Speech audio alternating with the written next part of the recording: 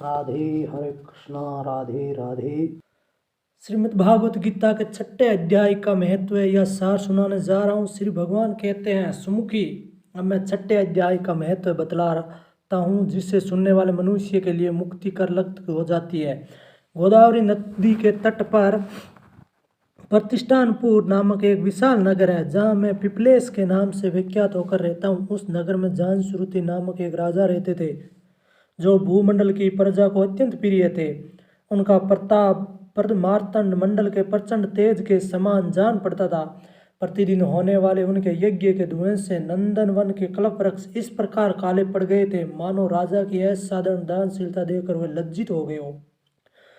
उनके यज्ञ में प्रताप प्रूडोस के रसास्वादन में सदा आसक्त होने के कारण देवता लोग कभी प्रतिष्ठानपुर को छोड़कर बाहर नहीं जाते थे।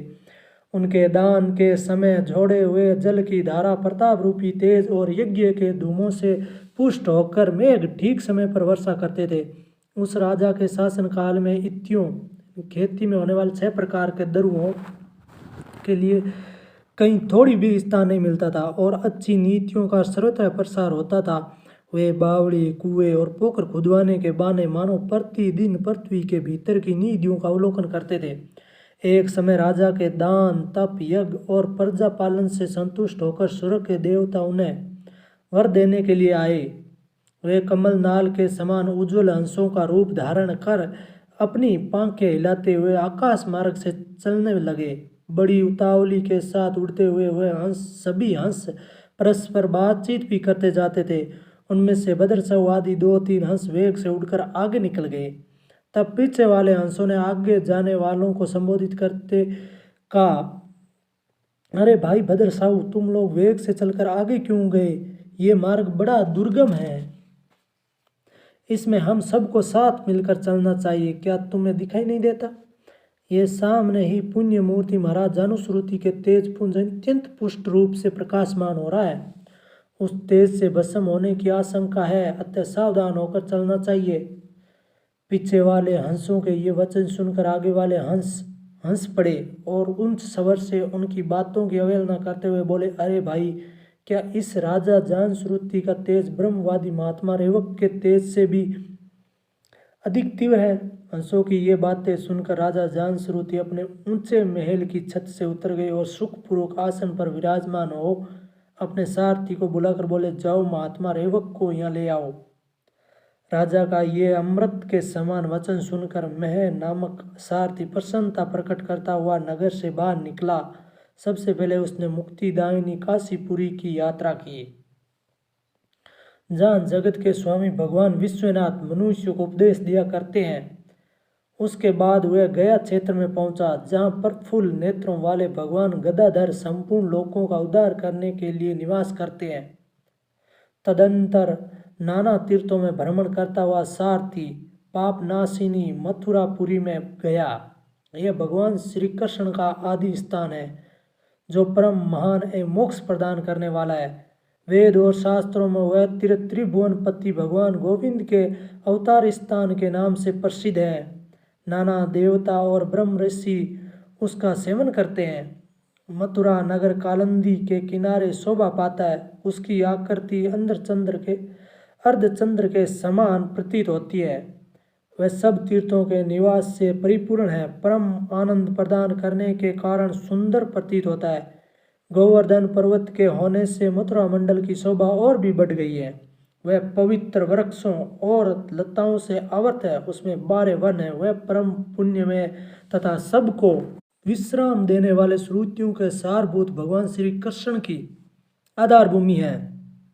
तत्पश्चात मथुरा से पश्चिम और उत्तर दिशा की ओर बहुत दूर तक जाने पर सारथी को काश्मीर नामक नगर दिखाई दिया, जहाँ शंख के समान उज्जवल गगन चुंबी महलों की पंक्तियां भगवान शंकर के अट्टहास की भांति शोभा पाती है। जहाँ ब्राह्मणों के शास्त्रीय आलाप सुनकर मुख मनुष्य भी सुंदर वाणी और पदों का उच्चारण करते हुए देवताओं के समान हो जाते हैं। जहाँ निरंतर होने वाले यज्ञ धूप से व्याप्त होने के कारण आकाश मंडल मेघों से धुलते रहने पर भी अपनी कालिमा नहीं छोड़ता। जहाँ उपाध्याय के पास आकर छात्र जन्मकालीन अभ्यास से ही परिपूर्ण कलाएं स्वतः पढ़ लेते हैं तथा जहाँ मणिकेश्वर नामक से प्रसिद्ध भगवान चंद्रशेखर देहधारियों को वरदान देने के लिए नित्य निवास करते हैं। काश्मीर के राजा माणिक्यसेन ने दिग्विजय में समस्त राजाओं को जीतकर भगवान शिव का पूजन किया था, तभी से उनका नाम माणिकेश्वर हो गया था। उन्हीं के मंदिर के दरवाजे पर महात्मा रेवक एक छोटी सी गाड़ी पर बैठे अपने अंगों को खुजलाते हुए वृक्ष की छाया का सेवन कर रहे थे। इसी अवस्था में सारथी ने उन्हें देखा। राजा के बताए हुए भिन्न भिन्न चिन्हों से उसने शीघ्र ही रेवक को पहचान लिया और उनके चरणों में प्रणाम करके कहा, ब्राह्मण, आप किस स्थान पर रहते हैं? आपका पूरा नाम क्या है? आप तो सदा स्वच्छंद विचरने वाले हैं, फिर यहाँ किस लिए ठहरे हैं? इस समय आपका क्या करने का विचार है? सारथी के ये वचन सुनकर परम आनंद में निम्र महात्मा रेवक ने कुछ सोचकर उससे कहा, यद्यपि हम पूर्ण काम है, हमें किसी वस्तु की आवश्यकता नहीं है, तथापि कोई भी हमारी मनोवृत्ति के अनुसार परिचर्या कर सकता है। रेवक के हार्दिक अभिप्राय को आदरपूर्वक ग्रहण करके सारथी धीरे से राजा के पास चल दिया। वहां पहुंचकर राजा को प्रणाम करके उसने हाथ जोड़ सारा समाचार निवेदन किया।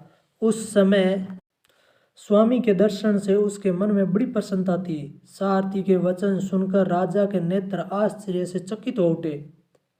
उनके हृदय में रेवक का सत्कार करने की श्रद्धा जागृत हुई। उन्होंने 2 खचरियों से जुती हुई एक गाड़ी लेकर आया कि साथ ही मोती के हार, अच्छे अच्छे वस्त्र और एक सहस्त्र गोए भी ले ली। काश्मीर मंडल में महात्मा रेवक जहाँ रहते थे उस स्थान पर पहुंचकर राजा ने सारी वस्तु उनके आगे निवेदन कर दी और पृथ्वी पर पड़कर साष्टांग प्रणाम किया। महात्मा रेवक अत्यंत भक्ति के साथ चरणों में पड़े हुए राजा जांसुरुति पर कुपित हो उठे और बोले, अरे शूद्र, तू दुष्ट राजा है, क्या तू मेरा वृत्तांत नहीं जानता? ये खचरियों से जुती हुई अपनी ऊंची गाड़ी ले जा, ये वस्त्र, ये मोतियों के हार और ये दूध देने वाली गवें भी स्वयं ही ले जा। इस तरह आज्ञा देकर रेवक ने राजा के मन में भय उत्पन्न कर दिया। तब राजा ने शाप के भय से महात्मा रेवक के दोनों चरण पकड़ लिए और भक्तिपूर्वक कहा, ब्राह्मण, मुझ पर प्रसन्न होइए। भगवान आप में ये अद्भुत महात्म्य कैसे आया? प्रसन्न होकर मुझे ठीक ठीक बताइए। रेवक ने कहा, राजन, मैं प्रतिदिन गीता के 6ठे अध्याय का जप करता हूँ। इसी से मेरी तेजो राशि देवताओं के लिए भी दुष्ट है। तदंतर परम बुद्धिमान राजा जानुश्रुति ने यत्नपूर्वक महात्मा रेवक से गीता के 6ठे अध्याय का अभ्यास किया। इससे उन्हें मोक्ष की प्राप्ति हुई। इधर रेवक भी भगवान माणिकेश्वर के समीप मोक्षदायी गीता के 6ठे अध्याय का जप करते हुए सुख से रहने लगे। हंस का रूप धारण करके वरदान देने के लिए आए हुए देवता भी विस्मित होकर स्वेच्छानुसार चले गए। जो मनुष्य सदा इस एक ही अध्याय का जप करता है वह भी भगवान विष्णु के ही स्वरूप को प्राप्त होता है, इसमें तनिक भी संदेह नहीं है। हरे कृष्ण हरे हरे। हमारे गीता ज्ञान यूट्यूब चैनल को जरूर सब्सक्राइब करें, लाइक एंड शेयर जरूर करें। जय